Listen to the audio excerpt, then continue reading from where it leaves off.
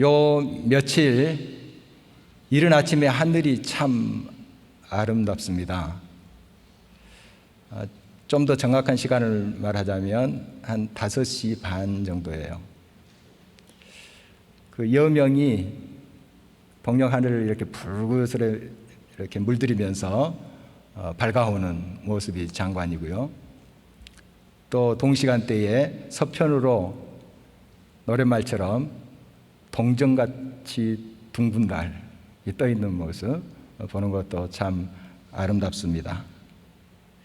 새벽 5시 반은 저 어릴 적의 추억을 소환합니다. 중학교 3년 동안 이 시간에 제가 일어났습니다. 제가 자발적으로 일어난 것이 아니라 아버지께서 깨우셨어요. 가나안 농문학교 단기 교육 과정을 수료하신 아버지께서 저와 저 밑에 있는 동생들을 아침마다 깨우셨어요. 딱 5시 반입니다. 깨워서 이제 교육 받으신 대로 저희들한테 적용을 하시는 것입니다. 막 일어나서 바닷가에 방죽이 있습니다. 구보로 뜁니다. 그냥 뛰는 게 아니라 구호를 외쳐요. 정신개척, 솔선수범, 봉사실천. 그것도 장남인 제가 선창을 하고 나머지 동생들이 봤습니다. 제가 정신하면 뒤에서 개척, 봉사, 실천, 솔선수범 3년 동안 했어요. 3년 동안. 비가 오나 눈이 오나. 물론 비가 올 때는 구보는 생략됩니다. 그렇지만 이제 웬만한 날씨는 추우나 더우나 다 그 스케줄이 진행됩니다.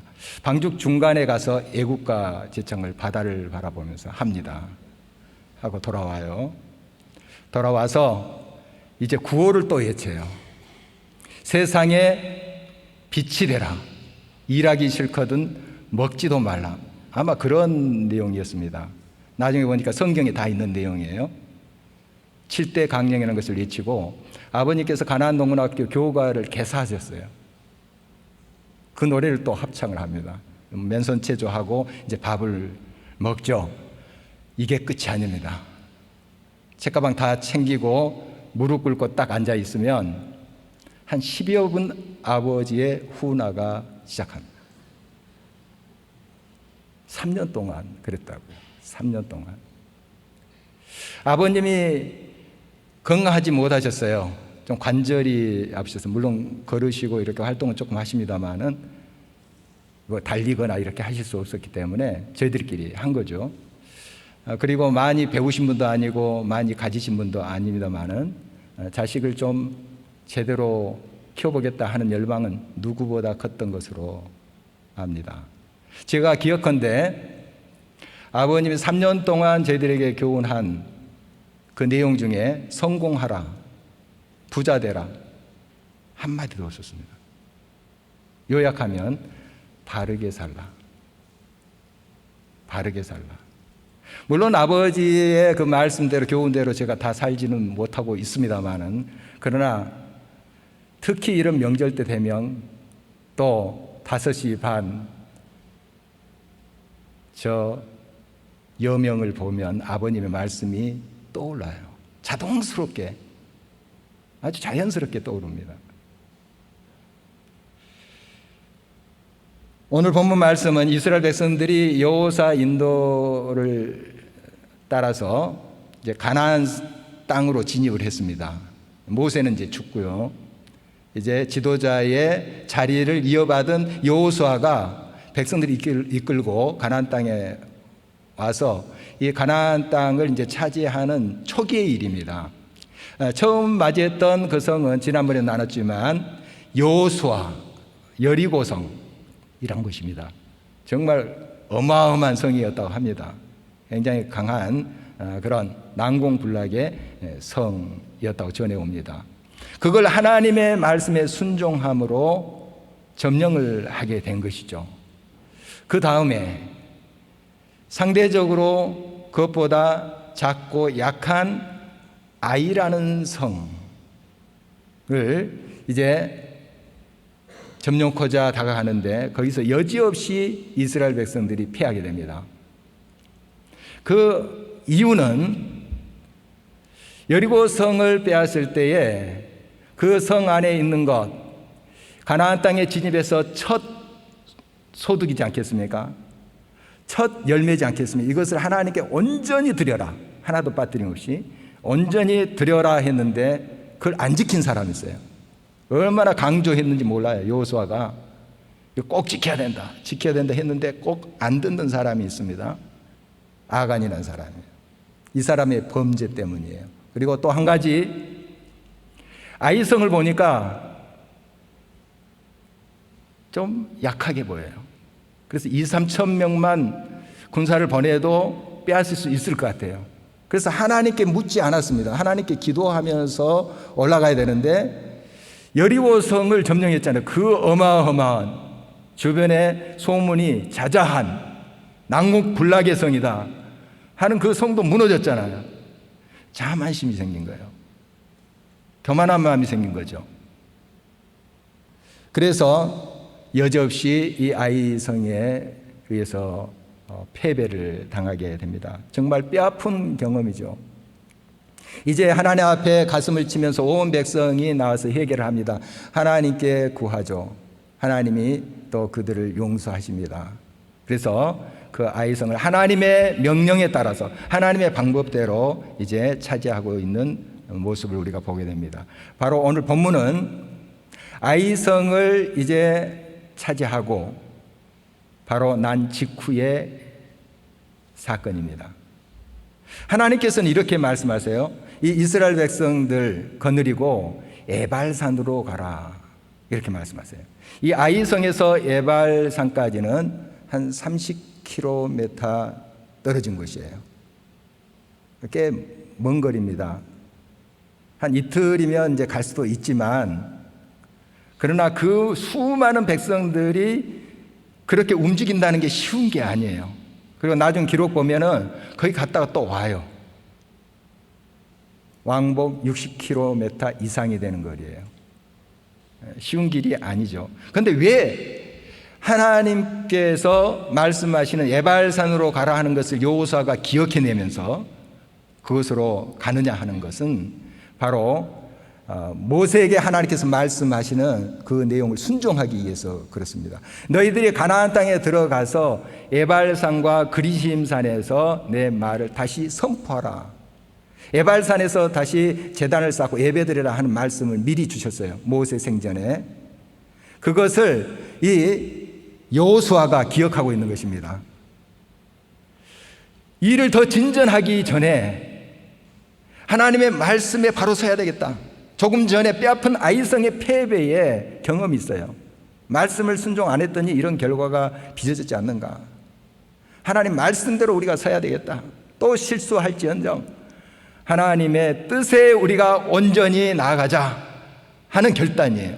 그래서 좀 무리한 그런 여정이지만 에발산까지 가게 된 것입니다.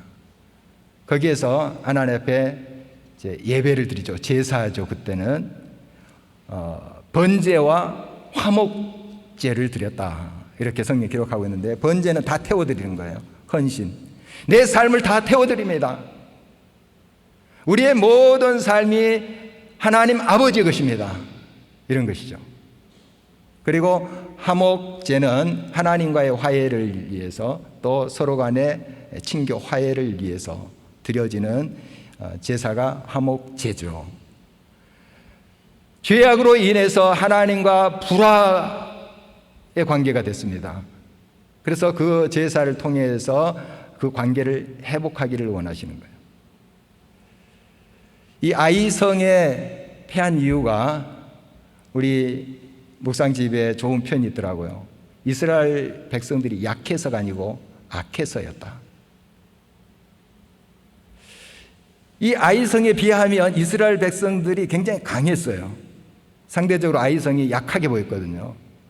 그런데 졌어요. 이스라엘이 약해서 진 게 아니에요. 하나님의 말씀대로 행하지 않는 것이 죄고 악입니다. 악해서 진 거예요.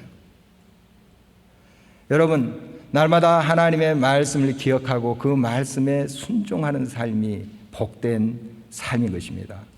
하나님의 말씀대로 이 먼 길을 그래서 온 거예요.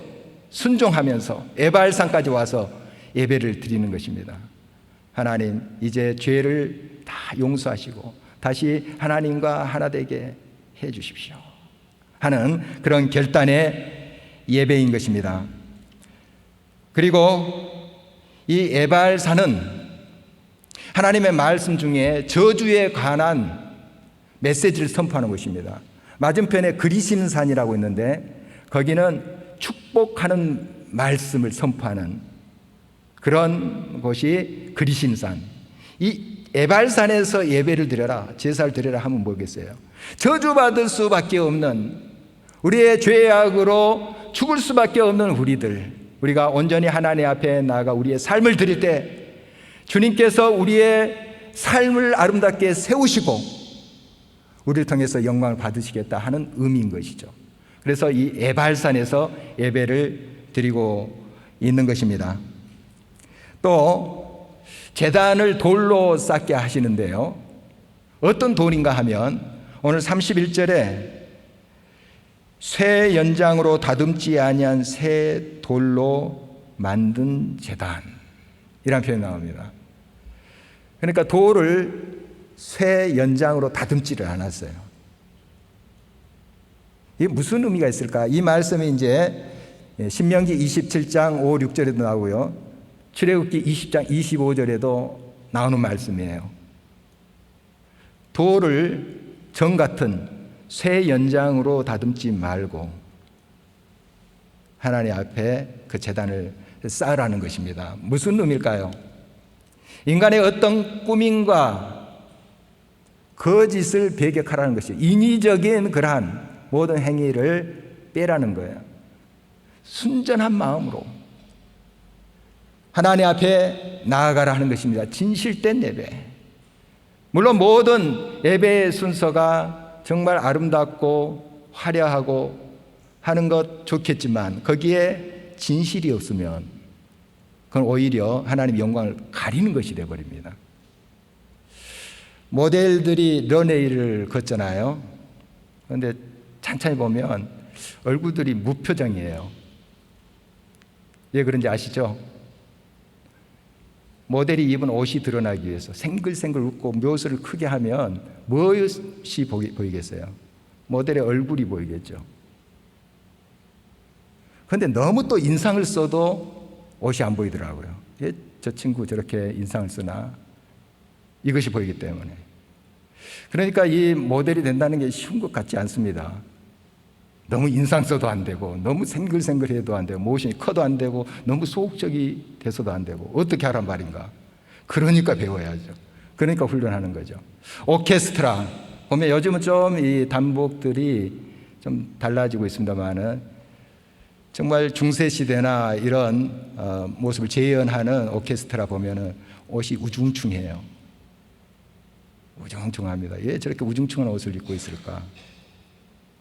음악이 드러나도록 하기 위한 것이죠. 음악이.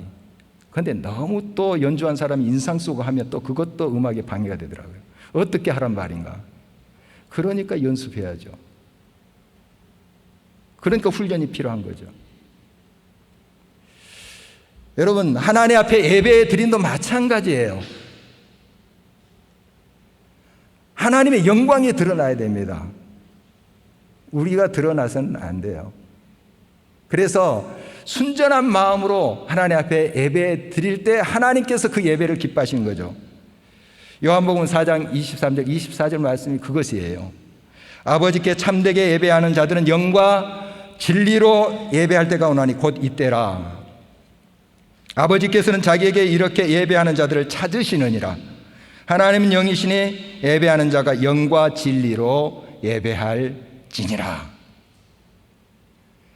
영이신 하나님의 그의 영으로 전심으로 그 영과 영이 통하게 예배드려야 돼요. 그리고 진리로 진실된 마음으로 순전한 마음으로 하나님께 모든 예배 순서마다 그렇게 올려질 때 하나님과 통하지 않겠어요? 하나님이 기뻐 받으시는 예배가 될 것입니다. 그래서 바로 새 연장으로 다듬지 않은 돌을 쓰라 하는 의미가 여기 있는 것입니다. 여러분, 순전한 마음으로 비록 우리가 서툴고 부족하다 할지라도, 거친다 할지라도 하나님 앞에 진실된 마음으로 나올 때 하나님께서 그 예배를 받으신다 하는 것입니다. 바로 그 제단의 돌에 하나님의 율법을 새겨 넣으라 이렇게 또 명령하고 있습니다. 32절입니다. 여호수아가 거기서 모세가 기록한 율법을 이스라엘 자손의 목전에서 그 돌에 기록하매.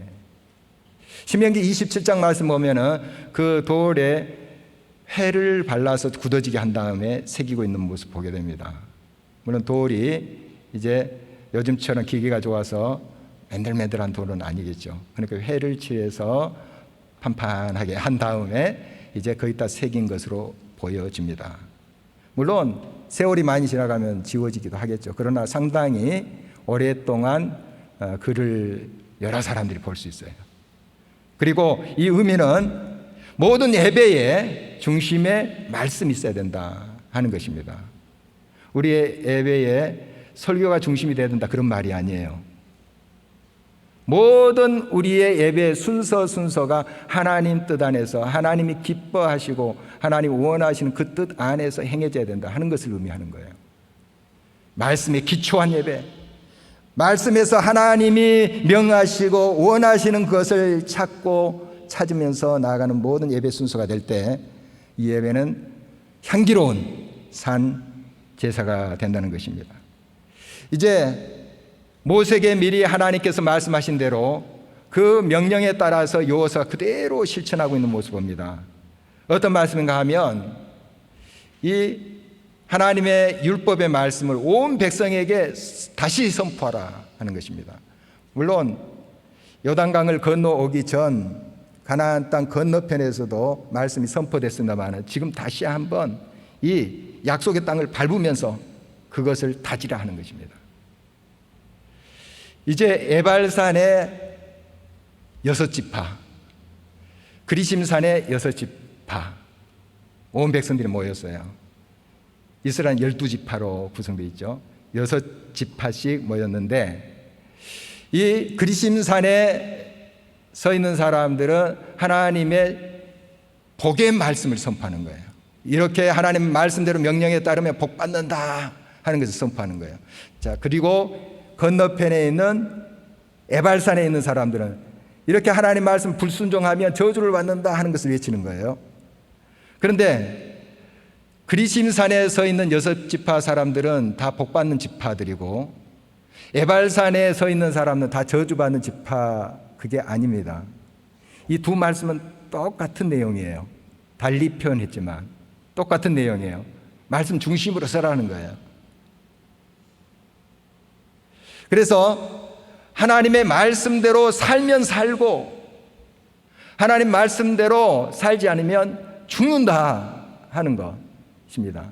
그러니까 축복의 말씀, 은혜스러운 말씀은 참 듣기 좋아요. 그리심산에서 막 선포된 말씀은 아멘 할렐루야 이렇게 하는데 에발산의 저주의 그런 말씀을 들을 때는 굉장히 귀에 거슬려요.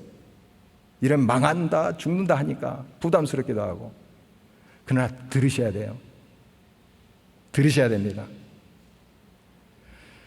그런 거친 말, 나를 찌르는 말씀, 이것을 잘 소화할 때 우리는 결정된 순간에 또 하나님의 말씀을 떠나지 않아요.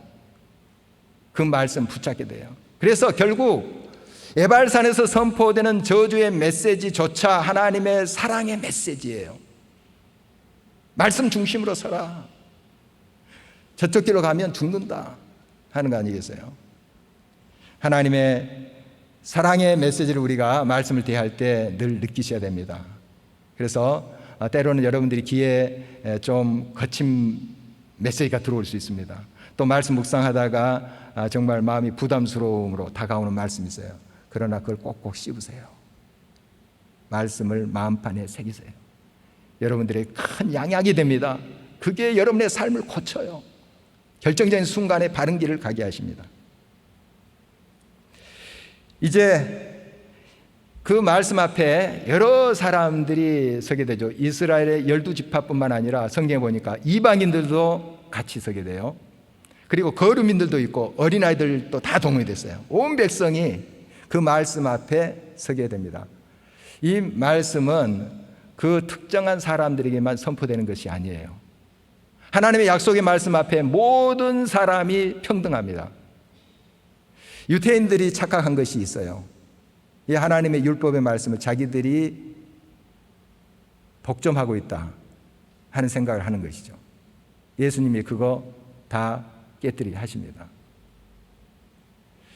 모든 사람 앞에 이 말씀이 지금도 선포되고 있습니다. 귀 기울이면 들릴 수 있는 말씀이에요. 그리고 여러 이방인들이 이 이스라엘 백성들이 편입이 됐어요. 출애굽할 때부터 여러 민족들이 같이 와요. 물론 많은 숫자는 아닙니다만은 여러 사람들이 이스라엘 백성에 의해 족속들이 합류를 합니다. 그래서 각 지파에 편입을 시켜요. 그리고 지금 가나안, 여리고성, 길갈, 그리고 아이성, 여기에 거류민들이 있었죠. 물론 다는 아닙니다만은 또 일부 이스라엘 백성으로 편입이 됩니다. 다 또 12지파로 이렇게 나눠서 편입을 시켜요. 이 사람들이 다 같이 듣습니다. 다 같이 하나님 백성이에요. 이들이 귀 기울여 하나님의 말씀을 듣습니다. 그리고 여호수아가 하나님의 말씀을 선포할 때에 그 수많은 군중들 앞에 서가지고 외치지 않았습니다. 들리지도 않고요. 그 당시에 뭐 스피커가 있는 것도 아니고요. 어떻게 전달됐냐 하면 오늘 말씀에도 나와요. 제사장들이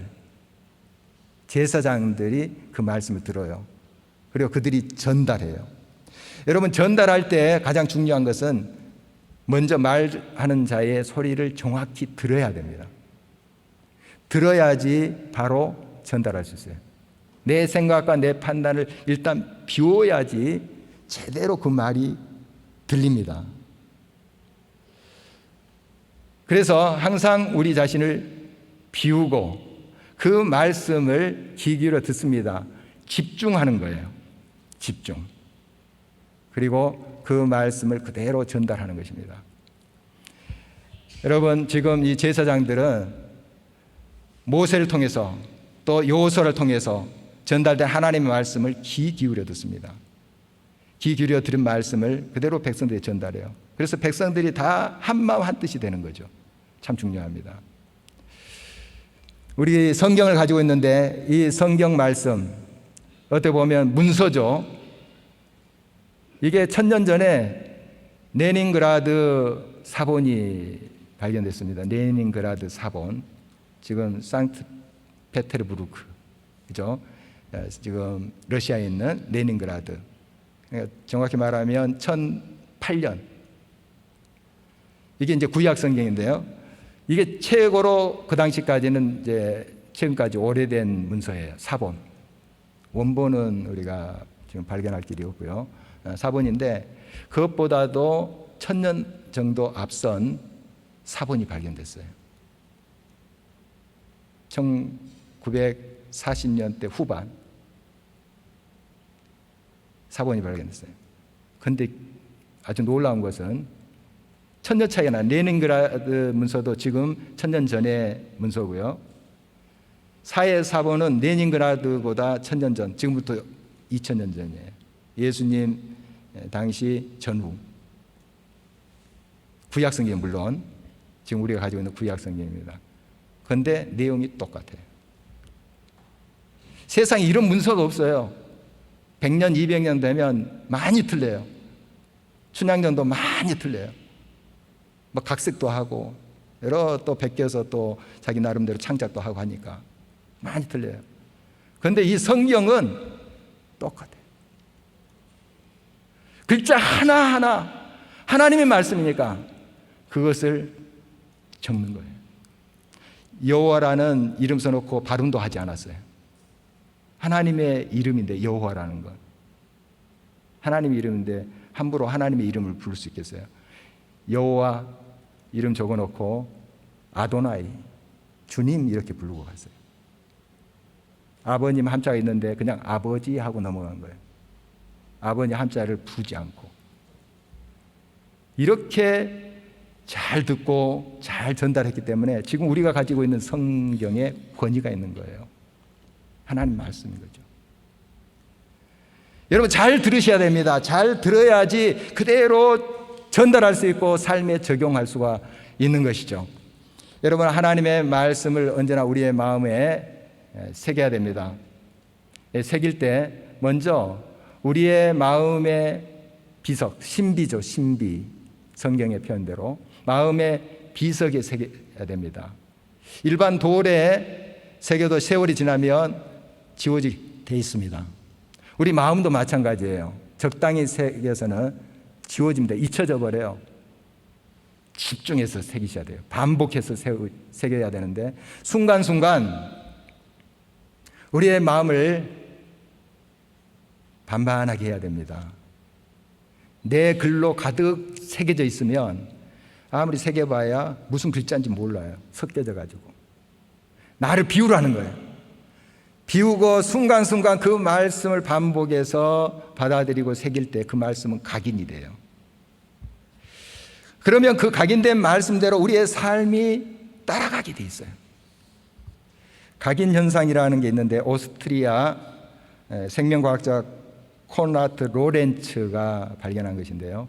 인공부화된 새끼 오리가 제일 먼저 본 그 대상이 자기 어미인 줄 안대요. 그러면 그 대상을 따라가는 계속 절절절. 다른 대상은 거들떠 보지 않아요. 그게 아기를 먼저 아기가 이렇게 봤다면 그 아기만 따라다니는 거예요. 계속 자기 어미인 줄 알고. 물론 좀 크면은 그 각인 현상이 사라진다고 해요. 이게 병아리에도 나타나고 일부 또 새에도 나타난다고 합니다. 이게 각인은 임프린팅이라는 각인 현상인데 여러분 날마다 우리의 삶 속에 말씀을 각인하셔야 돼요. 또 어지러져 있으면 어린아이처럼 순수한 마음으로 그 마음을 깨끗이 비우셔야 돼요. 그리고 계속 집중해서 각인할 때 자연스럽게 그 각인된 것으로 말씀을 따라가게 돼 있어요. 여러분 삶 속에 날마다 하나님을 온전히 바라보면서 말씀에 순종하는 복된 여러분의 삶이 되기를 간절히 바랍니다. 세상에 여러 소리들이 있고 여러 교훈들이 있습니다. 참 유용한 것도 있고요. 그러나 하나님의 말씀은 생명입니다. 빛입니다. 여러분의 길인 거예요. 이 말씀은 죽은 자도 살리십니다. 고치십니다. 회복하십니다. 이 말씀이 여러분의 신비, 마음의 비석에 새겨짐으로 그 말씀이 이끄는 복된 삶이 되길 바라고 또 이 가을 풍성한 하나님의 열매의 계절로 여러분의 삶을 채워가기를 주의 이름으로 축원합니다.